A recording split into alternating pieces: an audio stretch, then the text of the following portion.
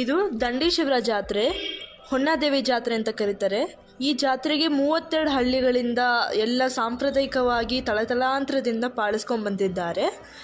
ಇಲ್ಲಿರೋ ಜಾತ್ರೆ ವಿಶೇಷತೆ ಏನು ಅಂದರೆ, ಮೊದಲು ಕಂಬ ಅಂತ ಒಂದು ನೆಟ್ತಾರೆ. ಆ ಕಂಬ ನೋಡಿಸ್ತೀನಿ, ನಾನು ವಿಡಿಯೋ ಮಾಡ್ಕೊಂಡಿದ್ದೀನಿ. ಅದು ಯುಗಾದಿ ಹಬ್ಬ ಆಗಿ 15 ದಿವಸ ಆದಮೇಲೆ ಕಂಬ ನೆಟ್ತಾರೆ. ಆ ಕಂಬ ಹಾಕಿದ ತಕ್ಷಣ 32 ಹಳ್ಳಿಗಳನ್ನು ನಾನ್ ವೆಜ್ ತಿನ್ನೋ ಹಾಗಿಲ್ಲ. ಆ ಕಂಬದ ವಿಶೇಷತೆ ಏನಪ್ಪ ಅಂದರೆ, ಅದು ಒಂದು ಹತ್ತಿ ಮರ. ಆ ಹತ್ತಿ ಮರಕ್ಕೆ 3 ಕವಲು ಬರುತ್ತೆ. ಆ 3 ಕವಲು ಬಂದ ತಕ್ಷಣ ಒಂದು ಇದರಲ್ಲಿ ನೆಟ್ಟುತ್ತಾರೆ. ಅದು ನೆಟ್ಟಿದ ತಕ್ಷಣ ಅದಕ್ಕೆ ಪೂಜೆ, ಹೂವು, ಹಣ್ಣು, ಕಾಯಿ ಎಲ್ಲ ಪೂಜೆ ಎಲ್ಲ ಮಾಡ್ತಾರೆ ವಿಶೇಷವಾಗಿ. ಅದು ನೆಟ್ಟಿದ ತಕ್ಷಣ ನಾನು ಹೇಳಿದ್ನಲ್ಲ, ಯಾರು ನಾನ್ ವೆಜ್ ಯಾರು ತಿನ್ನಬಾರ್ದು 32 ಹಳ್ಳಿನೂ. ಮತ್ತು ಆ ನೆಟ್ಟಿದ ತಕ್ಷಣ ಅಮ್ಮನವ್ರಿಗೆ ಮಗು ಹುಟ್ಟುತ್ತೆ ಅಂತ ಒಂದು ನಂಬಿಕೆ. ಆ ಕಂಬ ನೆಟ್ಟಿದ ತಕ್ಷಣ ಆ ಮಗು ಹುಟ್ಟುತ್ತೆ ಅನ್ನೋ ನೋಡಿ. ಇಲ್ಲೇ ಕಂಬದ ಮಂಟಪ, ಇಲ್ಲೇ ಕಂಬ ನೆಟ್ಟಿರೋದು. ಇನ್ನು ಹತ್ರದಿಂದ ನೋಡಿಸ್ತೀನಿ ನೋಡಿ, ಇದೇ ಕಂಬ. ಈ ಕಂಬ ನೆಟ್ಟಿ 15 ದಿವಸ ಆದಮೇಲೆ ಜಾತ್ರೆ ನಡೆಯುತ್ತೆ. ಅದು ಮಂಗಳವಾರದಿಂದ ಶನಿವಾರ ತನಕ ನಡೆಯುತ್ತೆ.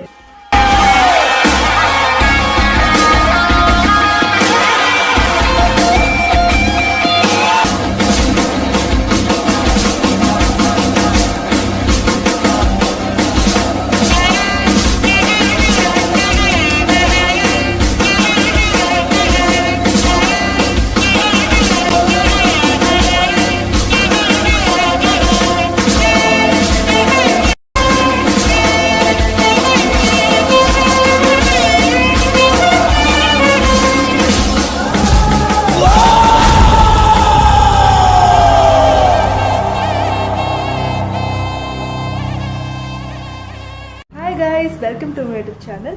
ಇವತ್ತು ನಾನು ಎಲ್ಲಿ ಹೋಗ್ತಾ ಇದ್ದೀನಿ ಅಂದರೆ, ದಂಡೇಶ್ವರ ಅಂತ ಹೋಗ್ತಾ ಇದ್ದೀನಿ. ಅಲ್ಲಿ ಹೊನ್ನಾದೇವಿ ಜಾತ್ರೆ ಅಂತ ನಡೆಸ್ತಾರೆ. ಅಲ್ಲಿ ಒಂದು ವಾರ ಆ ಜಾತ್ರೆ ನಡೆಯುತ್ತೆ. ಬಟ್ ನಾನು ಹೋಗಿ ಬರೋದೇ ಯಾವಾಗಲೂ ದೇವರಿಗೆ ಸೀರೆ ಎಲ್ಲ ಕೊಟ್ಟು ಎಲ್ಲ ಪೂಜೆ ಎಲ್ಲ ಮಾಡಿಸ್ಕೊಂಡ್ಬರ್ತೀವಿ ವರ್ಷ. ಸೊ ಇವತ್ತು ಹೋಗ್ತಾ ಇದ್ದೀವಲ್ಲ, ಇದ್ರ ಬಗ್ಗೆ ಯಾಕೆ ನಾನು ವ್ಲಾಗ್ ಮಾಡಬಾರ್ದು ಅಂತ ನಾನು ನಿಮಗೆ ವ್ಲಾಗ್ ಮಾಡ್ತಾಯಿದ್ದೀನಿ. ದಂಡೇಶ್ವರ ಜಾತ್ರೆ ಅಂತ, ಹೊನ್ನಾದೇವಿ ಜಾತ್ರೆ ಅಂತ. ಇವತ್ತು ಮಳೆ. So let's go it. ಕಾರೆಲ್ಲ ರೆಡಿ ಆಗಿದೆ, ಇವಾಗ ಕಾರಲ್ಲಿ ಹೋಗಬೇಕು ನಾವು. On the way to Dandeshwara. ಹೋಗೋಕ್ಕೆ ಒಂದು 2.5 hours ಬೇಕು ಬ್ಯಾಂಗ್ಳೂರಿಂದ.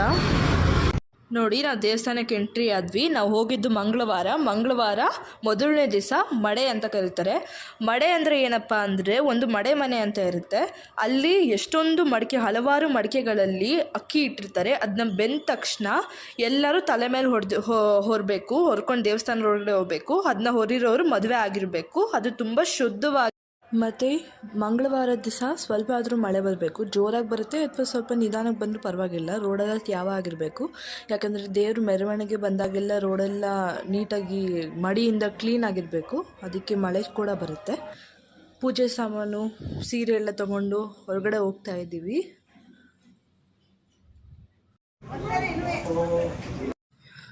ಇದು ಮಹಿಷಾಸುರ ದೇವಸ್ಥಾನ ಒಳಗಡೆ ಇರುತ್ತೆ. ಮತ್ತು ಇದ್ರ ಪಕ್ಕದಲ್ಲಿರೋದು ಋಷಿ ಮುನಿ, ಅದು ಹುಲಿ ಮೇಲೆ ಕೂತಿರುತ್ತೆ. ದೇವ್ರನ್ನ ನೋಡೋದಕ್ಕೆ ಒಂಥರ ಚಂದ ಅಲ್ವಾ? ಎಷ್ಟು ವಿವಿಧವಾದ ಹೂವಿನಗಳಿಂದ ಎಲ್ಲ ಅಲಂಕಾರ ಮಾಡಿರ್ತಾರೆ. ಅದ್ರ ಕಣ್ಣು, ಅದ್ರ ಮೂಗುತಿ, ಅದ್ರ ಮುಖ ಎಷ್ಟು ಚೆಂದ ಇದೆ ಅಲ್ಲ ನೋಡೋದಕ್ಕೆ. ನಾವಂತೂ 2 ಸತಿ ದರ್ಶನ ಮಾಡಿದ್ವಿ. ಮನ್ಸಿಗೆ ತುಂಬ ತೃಪ್ತಿ ಆಯಿತು. ತುಂಬ ನೋಡಿದ್ವಿ ದೇವ್ರನ್ನ. ನೋಡೋಕೆ 2 ಕಣ್ಣು ಸಾಲದು. ಮತ್ತು ಅಲ್ಲಿ ನಾವು ಹೋಗಿದ್ದ ದಿವಸ ಮಂಗಳವಾರ ಮಧ್ಯಾಹ್ನ ಹೋಗಿದ್ದು, ಅಷ್ಟೊಂದು ರಶ್ ಇರಲಿಲ್ಲ ಆವಾಗ. ಅಲ್ಲಿ ಹೋದವರೆಲ್ಲ ಅವತ್ತಿನ ದಿವಸ ಪ್ರಸಾದ ಎಲ್ಲ ಮಾಡಿಕೊಡ್ತಾರೆ. ನಮಗೆ ಹಲಸಿನ ರಸಾಯನ ಅಂತ ಯಾರೋ ಪ್ರಸಾದವಾಗಿ ಕೊಟ್ಟರು, ಅದನ್ನು ತಿಂದ್ವಿ. ಮತ್ತು ದರ್ಶನ ಎಲ್ಲ ಮಾಡಿ ಸ್ವಲ್ಪ ಕೂತ್ಕೊಂಡ್ವಿ. ಅದಾದಮೇಲೆ ದೇವಸ್ಥಾನದ ಮುಂದೆ ಬಸವಣ್ಣಗಳನ್ನ ಕರೆಸಿದ್ರು. ಅದಕ್ಕೆ ಪೂಜೆ ಎಲ್ಲ ಮಾಡಿ ಹಾರ ಎಲ್ಲ ಹಾಕಿ ಹೂವಿನಿಂದ ಅಲಂಕಾರ ಎಲ್ಲ ಮಾಡಿದ್ರು. ಯಾಕಂದರೆ ಇದ್ರ ಮೇಲೆ ಇದೇ ಅಲ್ವಾ ನಗಾರಿ ಹೊಡಿಯೋದು, ಅದಕ್ಕೆ ಇದಕ್ಕೆಲ್ಲ ಪೂಜೆ ಮಾಡಿದ್ರು. ಇದು ಜುಂಜಪ್ಪ, ಆಶೀರ್ವಾದ ತಗೊಂಡ್ವಿ.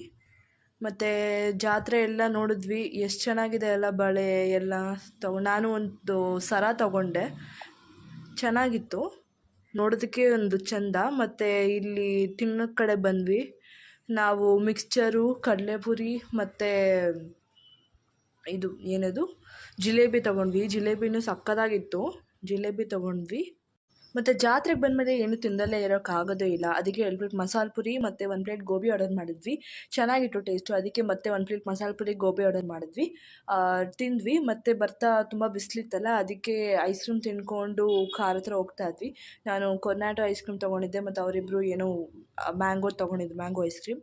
ಮತ್ತು ಹೋಗ್ತಾ ಕುರಿಗಳು ಸಿಕ್ತವು, ಕುರಿ ಗುಂಪಲ್ಲಿ ಹೋಗ್ತಿತ್ತು. ಹಾಗೆ ಒಂದು ಕಾರಿಗೆ ಎತ್ತಾಕೊಂಬಿಡೋಣ ಅಂದ್ಕೊಂಡೆ, ಮತ್ತು ಆಗಲ್ಲ. ನೋಡಿ ಹೇಳಿದ್ನಲ್ಲ ಮಡೆ ಅಂತ, ನೋಡಿ ಇದೇ ಎಲ್ಲರೂ ಹೊತ್ಕೊಂಡು ಹೋಗ್ತಿರೋದು. ಇನ್ನೂ ಸಾಕಷ್ಟು ಜನ ಬರ್ತಾರೆ. ಬುಧವಾರ ಆರತಿ ಮತ್ತು ಬಾಯಿ ಬೀಗ. ಆರತಿ ವೀಡಿಯೋ ಮಾಡ್ಕೊಂಡಿದ್ದೆ, ಎಷ್ಟೊಂದು ಜನ ಹೊತ್ಕೊಂಡು ಹೋಗ್ತಾ ಇದ್ದಾರೆ ನೋಡಿ. ಮತ್ತು ಬಾಯಿ ಬೀಗ ವೀಡಿಯೋ ಮಾಡ್ಕೊಳಕ್ಕಾಗಲಿಲ್ಲ, ನಾನು ಆವಾಗ ಇರಲಿಲ್ಲ. ಮತ್ತು ಗುರುವಾರ ಚಂದ್ರಮಂಡಲ ಅಂತ ಒಂದು ತೇರು ಎಳಿತಾರೆ, ಚಿಕ್ಕ ತೇರು ಅಂತ, ಅದನ್ನು ಹೇಳ್ತಾರೆ.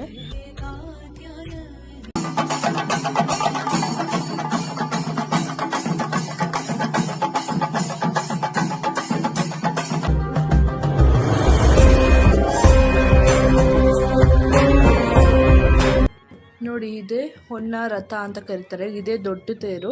ಇದು ಶುಕ್ರವಾರ ಹೇಳ್ತಾರೆ. ಎಷ್ಟೊಂದು ಜನ ಬಂದಿರ್ತಾರೆ ಅಂದರೆ ಈ ತೇರು ನೋಡೋದಕ್ಕೆ. ನೋಡಿ ಇದೇ ನಗಾರಿ.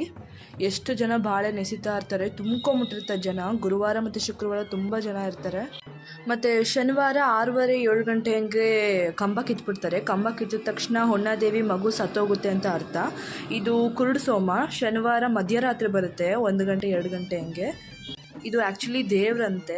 ಇದು ಹೊನ್ನಾದೇವಿ ಮಗು ಸತ್ತೋಯ್ತು, ನನ್ನ ಮಗು ಸತ್ತೋಯ್ತು ಅಂತ ಹಂಗೆ ಬೇಜಾರಲ್ಲಿ ಆಡ್ತಿರುತ್ತೆ. ಅದಕ್ಕೆ ಕಣ್ಣು ಕಾಣಿಸ್ತಿರಲ್ಲ.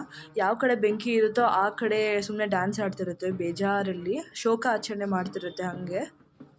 ಓವರಾಲ್ ನಾನಂತೂ ದಂಡೇಶ್ವರ ಜಾತ್ರೆ ಅಂತ ತುಂಬ ಎಂಜಾಯ್ ಮಾಡಿದೆ. ನಿಮಗೆ ಜಾತ್ರೆ ಬಗ್ಗೆ ಗೊತ್ತಿದ್ರೆ ಕಾಮೆಂಟ್ ಮಾಡಿ. ನಿಮಗೆ ವಿಡಿಯೋ ಇಷ್ಟ ಆಗಿದ್ರೆ ಲೈಕ್ ಮಾಡಿ, ಶೇರ್ ಮಾಡಿ, ಸಬ್ಸ್ಕ್ರೈಬ್ ಮಾಡಿ. Thanks for watching. ಬಾಯ್.